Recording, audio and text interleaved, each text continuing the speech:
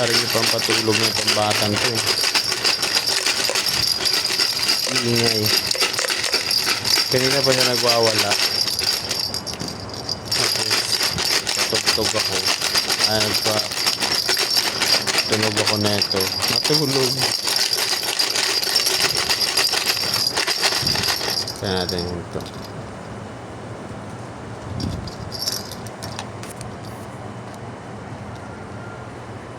Ayan siya. Pag may topak na naantok na, wawala kahit anong gawin mo. Karga, lapag, sayaw, wawala talaga yun siya. Pag nakarinig na yun siya ng mga ganitong ingay, hihinto yun siya. Ngayon ko lang siya nakita matulog dahil sa ingay. Antok na yung kanina.